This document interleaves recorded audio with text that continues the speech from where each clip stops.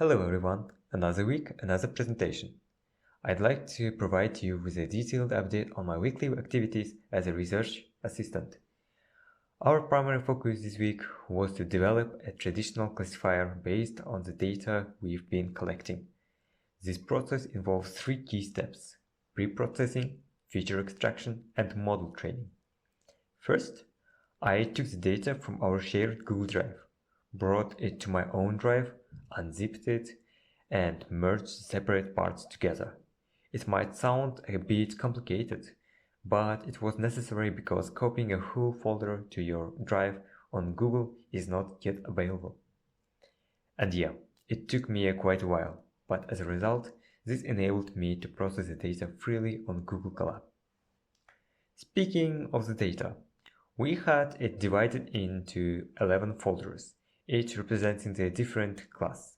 Inside each folder, there were images of that class along with a text file containing the labels of those images.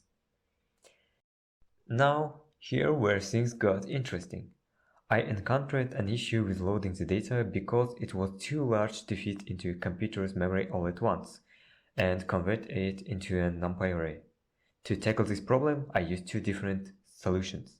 The first method involves taking a smaller sample from the entire database, resizing the images, applying the extractor for histogram of oriented gradients, and only then saving it as a NumPy array.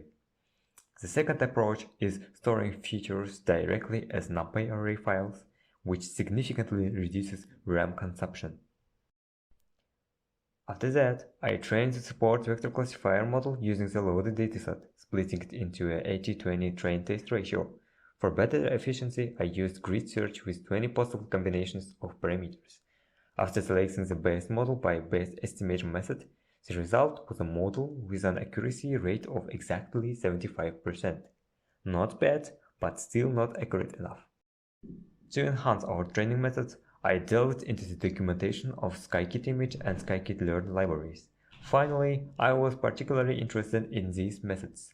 They are highlight feature extraction, histogram of oriented gradient, and Gabor filter, as they seem to best describe the images for our classifier. That wraps up my weekly report for now, and thank you for your attention.